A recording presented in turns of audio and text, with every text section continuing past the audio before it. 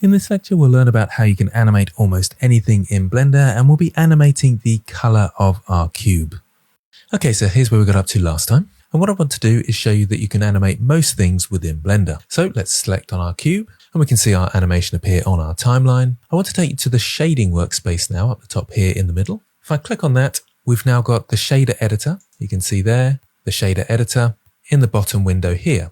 We've also got these two windows which we don't really need. I'm going to reorganize this setup to make it much easier. I'll move my cursor over to the middle of these two windows here, click and drag, and bring that across to the center there.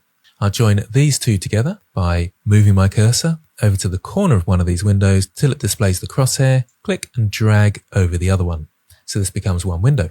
I'm going to change this one to the shader editor, and I'll press N on my keyboard to get rid of the side panel, zoom in a touch so we can see the principled BSDF. And down here, I'll change this to the timeline. Again, I'll press N to get rid of the side panel, and we can just about see our animations in here. I'll lift up slightly because we're going to add a few down here. So you might want to just pause the video here and catch up with me changing your workspace, going across to the shading workspace and changing the layout. Now, hopefully you know that within the principled BSDF, we can change the look of our objects. So for example, in the base color, I can change this color to something like red, and obviously our cube updates. Now, I've still got my record button activated, but those changes didn't record. By default, it won't record changes in the principled BSDF until you key a keyframe. So I can actually right click on the color now and press insert keyframe. And you can see down the bottom of our timeline, we've got a new material option just there. And if I open this up, we've got shader node tree. This is the node tree that's in the shader. And if I open that up, there's the RGB and A. That's red, green, blue, and alpha. The alpha channel is transparency. And our color is made up by different red, green, and blue values. And we've got those diamond icons, so we know these channels are keyframed. So I'll move my playhead across the middle. I'll click on the base color and change it to a green. And notice that this time it records my action because there was already a keyframe there and I have my record button highlighted. Okay, so now's a good time to catch up with me keyframing your color by right-clicking and inserting a keyframe, and then moving your playhead into the middle and changing that color. Do make sure you have the record button activated if you've turned that off for any reason, and you should have an animation between the two where the color changes. And then your challenge is to change the color once again at the end. Pause the video and have a go at that. Okay, so hopefully you remembered you need to move your playhead to the end frame before making any changes. Come across to our color, and this time we'll have it on purple. Let's see what that looks like. And we've got an interesting animated cube. Now I think it would be quite fun to make this glow like a pulsating light, kind of like a game pickup of some description. We've got the emission color here and the emission strength there. So currently it has an emission color of black, which means no emission is happening. If I click on this and change this to white, now we have a bit of emission. And if I move across, you can see the underlying color a little bit there, but generally it's giving off a white color. We've also got the emission strength here. So if I bring this down to 0, you can see our original color there because there is no emission strength. And again, if I come across my timeline, you can see all our colors are back to normal, and the emission strength haven't been animated because I haven't keyframed anything yet. So let's go back to the beginning.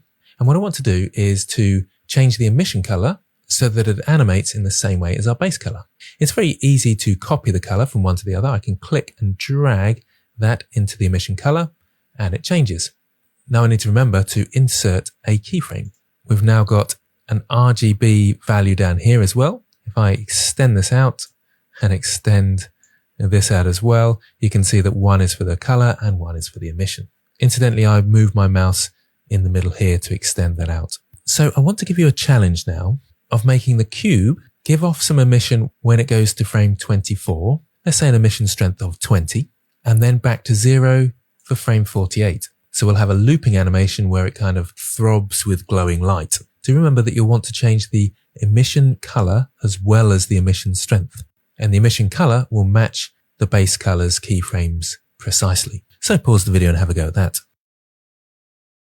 Okay, so hopefully you got an okay with that. So it starts off at frame 1, no emission strength, so there's no emission, but we do need to keyframe it. So I'll right click and press insert keyframe. And I'll just bring this up a little bit more so you can see the emission strength there as well. I'll move into the middle, copy the base color to the emission color. Now notice it doesn't actually keyframe the base colors when I click and drag it in like this. However, if I click on this and go across to the green, it then records the colors.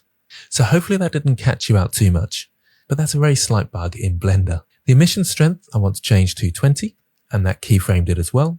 And then we go back to the end here, and we can actually just copy these ones across from here to there. So Shift D to duplicate, move those across, and we've now got ourselves a looping animation with a bright light. You can see the precise values appear in the emission strength here and the color in the base color and the emission there as it scrubs across and goes back down again. And if I press spacebar to play my animation, you can see that working well there. Now, one thing I would say is that it would be nice to have some glow to this so it looks more like a light. That's nice and easy. If I go across to the render properties, I can go down to the bloom settings here, and suddenly we've got that nice glow. I'll just zoom out a bit so you can see that. There's that nice glow, and if I press the spacebar, you can see that appearing there.